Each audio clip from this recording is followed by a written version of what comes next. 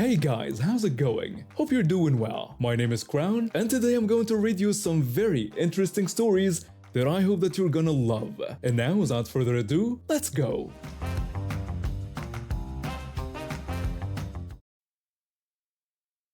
I'm a private investigator based in California. After my time in law enforcement, I decided to branch out on my own, specializing in cases involving fraud and missing persons. Little did I know my investigative skills would come in handy for a personal matter that had been plaguing me for years.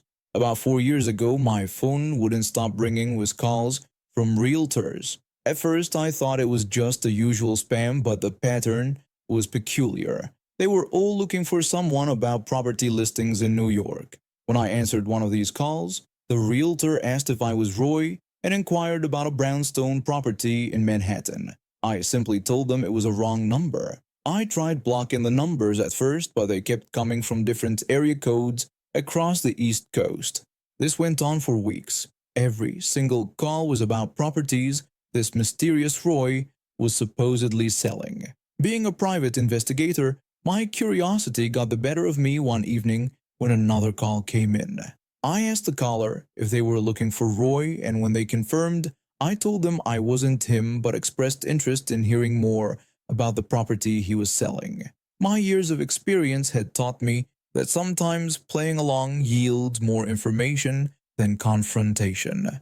The realtor was more than happy to share details. Roy was trying to sell a supposedly luxurious townhouse in the Upper East Side of Manhattan. I jotted down all the information: his full name, the property address, everything. A quick background check revealed that this guy had been deliberately using my phone number on various real estate websites to avoid getting calls himself. He had listed multiple properties over the years, all using my number as the contact information. The calls eventually died down and I moved on with my life. But 2 months ago, they started again with renewed vigor. This time, I was prepared. I did another search and struck gold. I found his actual cell phone number through a series of property tax records and social media accounts he thought were private.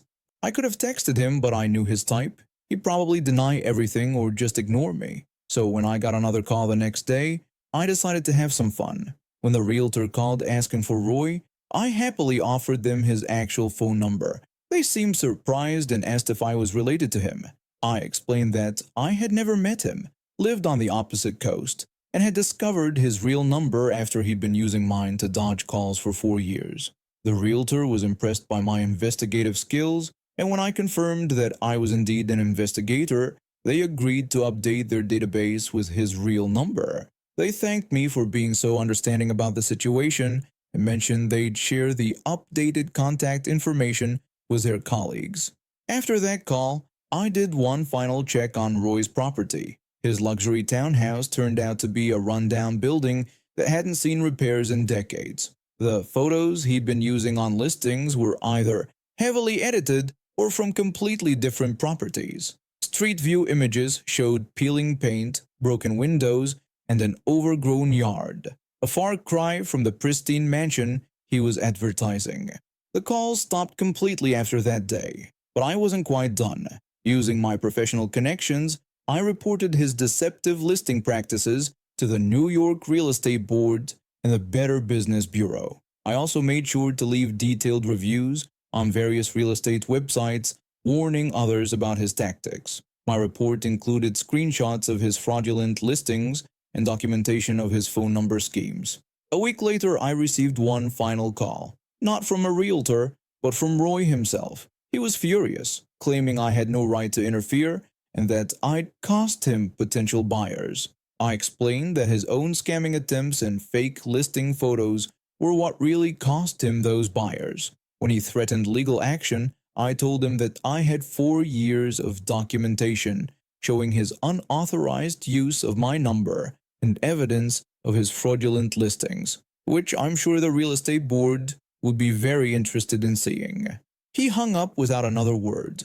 I never heard from him or his non-existent lawyer again. His listings disappeared from all major real estate websites within a week. A colleague in New York later told me that Roy had become somewhat notorious in local real estate circles as the guy who got caught trying to scam buyers with fake luxury listings.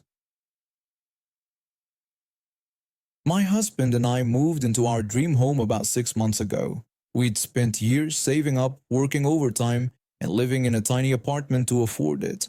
The neighborhood seemed perfect, quiet, well-maintained, and safe. That's why we invested in security cameras. We wanted to protect our investment. We'd actually consulted a security expert who helped us position the cameras for optimal coverage while respecting our neighbors' privacy. Everything was fine until the new neighbors moved in next door 3 weeks ago. They had this teenage son who seemed to think the whole neighborhood was his personal playground. I first noticed something was off when I heard weird popping sounds outside while working from home. At first, I thought it might be construction noise from the renovation project down the street. I checked our security camera footage and saw the kid shooting his paintball rifle at random things. Trees, fences, even a stray cat that used to visit our yard. The poor cat hasn't returned since, which breaks my heart because we've been leaving food out for it. I wanted to say something, but my husband suggested we wait and see if it was just a one-time thing. It wasn't. Over the next few days, we documented at least 6 separate incidents of the kids shooting at various targets in the neighborhood. Last weekend, things came to a head.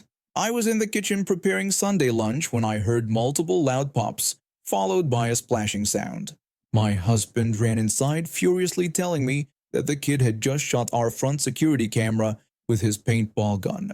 He said he was going to talk to them right away. I could tell by his clenched fists that he was trying hard to stay calm.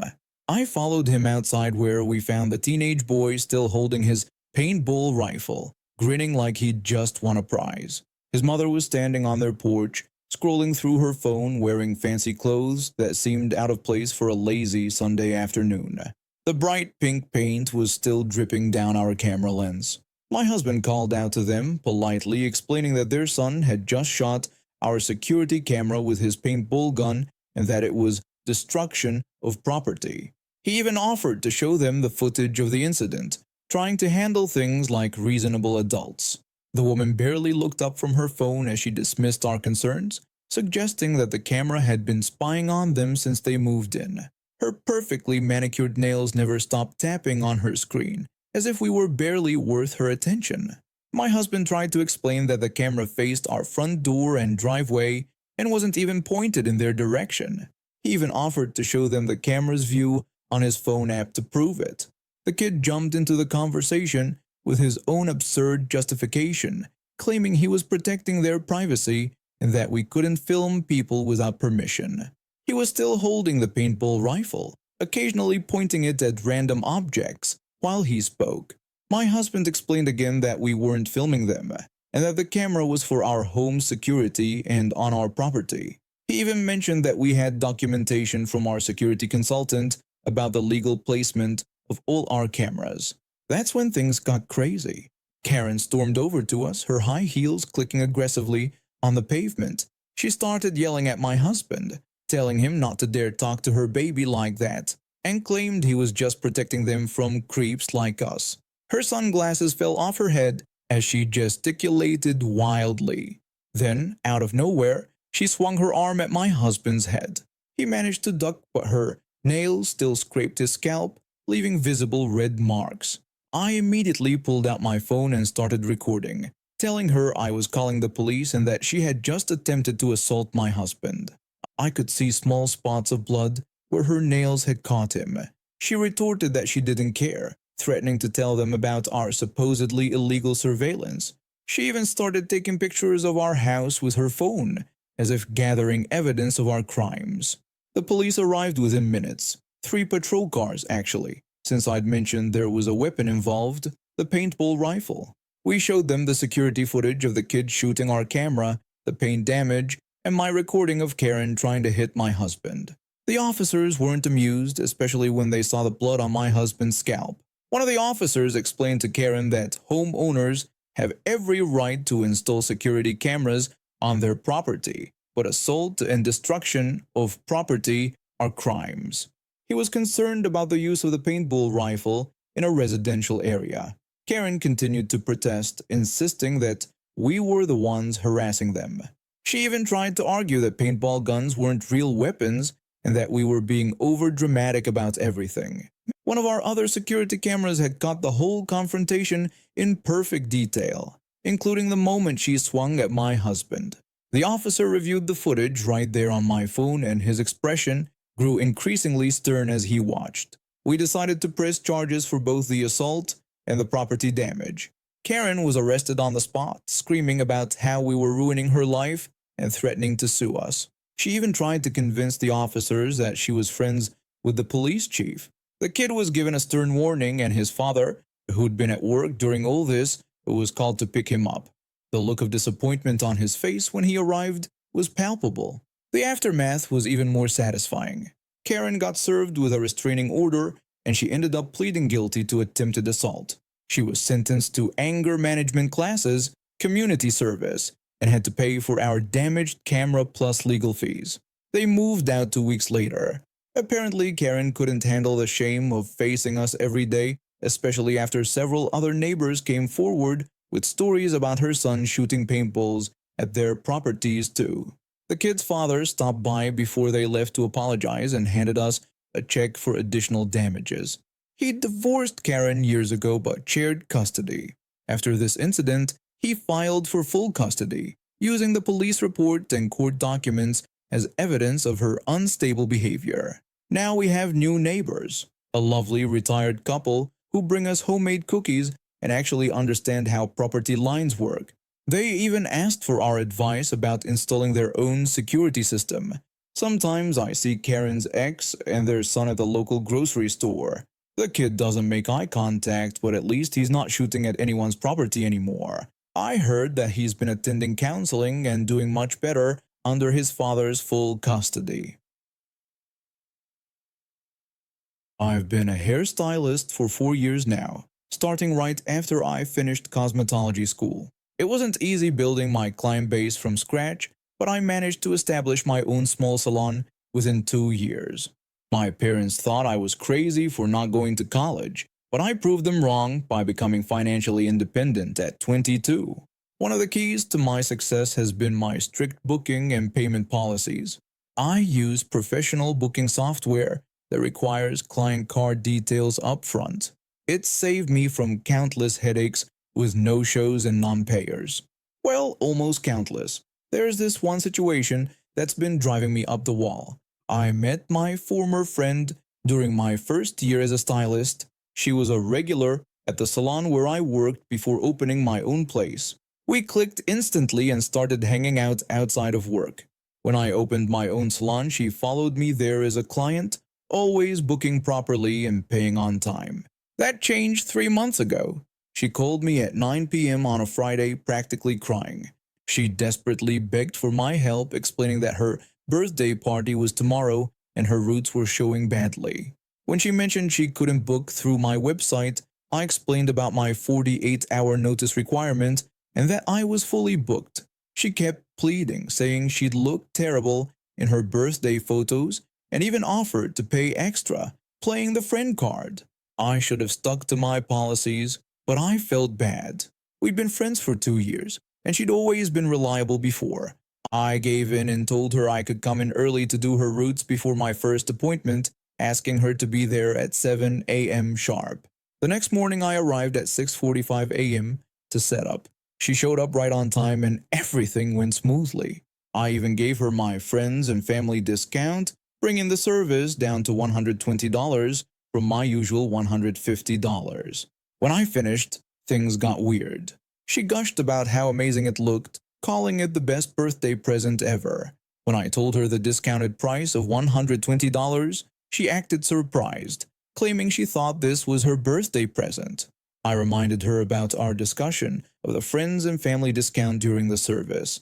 She then said she'd get paid tomorrow and asked if she could pay then. I should have insisted on payment right then, but I didn't want to create drama before her birthday party. When I agreed, she promised to send the payment the next day. A week passed. Nothing. I sent her a message checking about the payment for the service. She apologized and claimed things were tight, promising to pay soon. This went on for weeks. Then yesterday she called again. She claimed she needed another emergency appointment because Her cousin was getting married that weekend, and her roots were showing again. I told her she needed to book through the website and reminded her about her unpaid appointment. She kept insisting she was good for it, begging for just one last time. When I refused and told her to pay for her last service first and book properly like everyone else, she got angry. She accused me of being petty and choosing money over friendship. I explained that I was running a business, not a charity, and that friends don't take advantage of friends. She snapped back, saying she'd find another stylist who actually cares about their friends. Then she did something I didn't expect. She posted on social media about how I ruined our friendship over money and how I'm running a scam business. Several mutual friends messaged me asking what happened. I responded by posting screenshots of our payment conversations and my booking policies. I also included a detailed breakdown of all the times she promised to pay and didn't. The support was overwhelming. Several people even shared stories of her borrowing money and never paying back. Her cousin, the one getting married, reached out to me. Turns out she was looking for a stylist for her wedding party. She booked me for the entire bridal party, except for her entitled cousin. The deposit has already been paid. I've been working at one of Florida's most popular theme parks for about 3 years now. I started as a merchandise seller but quickly transferred to attractions because I loved the energy and excitement of the rides. Plus, the pay was slightly better. After proving myself reliable and good with guests, I was assigned to one of the park's most popular roller coasters. My job involves different positions throughout the day. Sometimes I'm checking safety restraints, sometimes I'm helping guests with accessibility needs, and sometimes I'm managing the fast pass line. That's where this story takes place. It was the middle of summer, peak season, and the heat was brutal. The wait times were insane. Regular line was at 2 hours, single riders were waiting almost an hour, and even fast pass holders had to wait over an hour. Because of how crowded we were, management told us to be strict about fast pass times to help control the flow.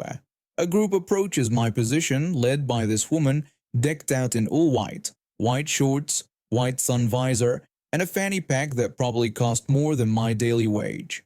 I check her fast pass and she's 10 minutes early. I politely explained that she needed to wait until her designated time before entering. The woman immediately protested, saying it was just a few minutes early. When I apologized and explained again that we were too busy to allow early entry, she claimed that everyone else had been letting them in early. She tried to push past me, but I stepped in her way, maintaining my smile, and asked her to step aside. She let out an annoyed "ugh," while one of her companions tried to calm her down, telling her it wasn't that serious. I continued checking other guests' passes while she stood there glaring at me like I just canceled Christmas. 3 minutes passed, and she walked back up, practically shoving her pass in my face, demanding to know if she could enter now. I had to explain that she still had 7 minutes to wait and asked her again to step aside. She questioned if I was really going to make her wait 7 whole minutes. I simply repeated my request for her to step aside. 2 more minutes passed, and she tried again. Same pass. Still 5 minutes too early. I just stared at her silently and pointed back to the waiting area. She stormed off right as my co-worker arrived with my brake slip. The woman's face lit up when she saw I was about to leave, like she just won the lottery. That smug grin set something off in me. I quickly explained the situation to my co-worker and asked him to make sure she waited until the exact time printed on her fast pass. He agreed with a laugh. I only walked a few feet away when she practically skipped up to my co-worker, waving her pass with that arrogant grin. When my co-worker told her she still had to wait for her exact time, she exploded, demanding to know if I had told him to do that. My co-worker simply replied that he had to work with me, which only made her angrier. I stood there watching as her face turned as red as our uniform shirts. She ended up waiting the full time, and when she finally got through, she was so angry she could barely speak. The ride broke down for maintenance right after her group entered the line, adding another 30 minutes to her wait.